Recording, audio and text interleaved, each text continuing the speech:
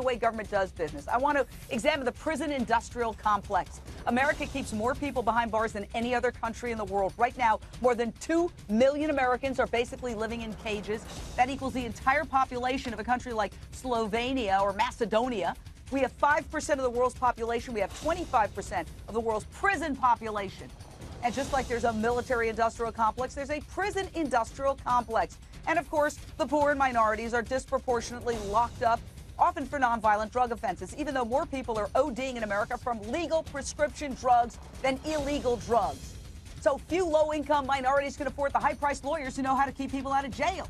Now, listen, Ryan Clayton, executive director of Wolfpack, if we poured all the money we spend on prisons and put it into schools, wouldn't we have a better educated populace? And millions of disadvantaged kids would get high-tech skills instead of ending up getting locked up. Yeah, the really disgusting thing is that they have to figure out really far in advance when they're going to build a new prison. They have to figure out how many people they're going to put in that prison. So the way that they do that in some states is they look up the third grade literacy rate. And so to determine how many people later on don't get an education, end up committing criminal acts, and so they have to have enough prisons to put all those people in. I would solve that problem by making sure that every kid can read in third grade, but they solve that problem by building more prisons and filling up those beds. And the reason is, at some point, somebody's paying a politician to write a law that puts more people into prison so that they can make money off of it, and that's just sick. Nobody should be making money off depriving people of their liberty in this country. The idea that we have prisons that are we have privatized prisons, for-profit prison industry. It's pretty much the most immoral thing that we have in America. We could talk about insurance and other issues. The idea that we make money off of keeping beds filled with prisoners, and of course, why do we have so many more prisoners than all those other countries, Jane? It's our drug laws. Well, and Ebony Williams, how do you grow? How do you grow your business? Create more prisoners. They have a convention. They have magazines. This is an industry. Make no mistake about it, Ebony. It is. It is an industry, Jane. And unfortunately, we're not doing it the most efficient way.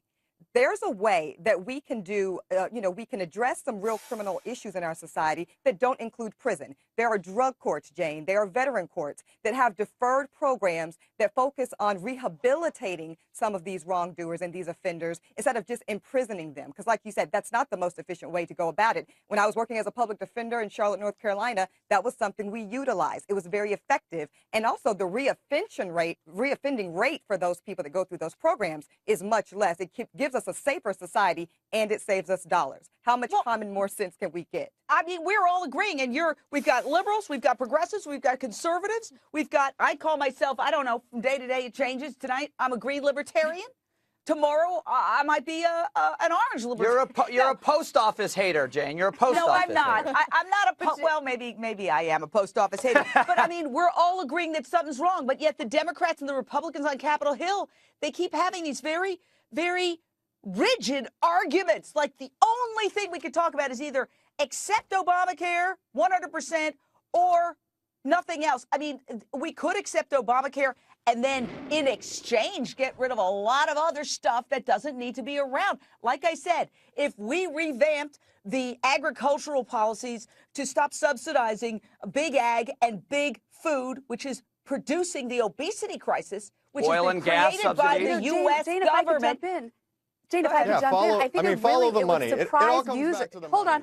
It would surprise viewers to know that the politician who championed 3 strikes you're out was Bill Clinton. We can thank a Democratic president for that. And a politician who actually opposes all these agricultural subsidies is John McCain, a Republican. So I think if we think more clearly and smarter about these things, we can set aside our party labels and try to do what's right.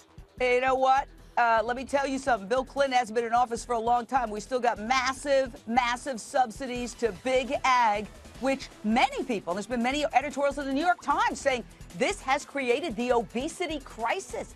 And yet then they turn around and say, well, Obamacare's too expensive. Obamacare wouldn't be that expensive if we didn't have a sick population. We could make people healthy. We could encourage health instead of sickness by subsidizing fruits and vegetables, by putting some criteria on how you can use food stamps.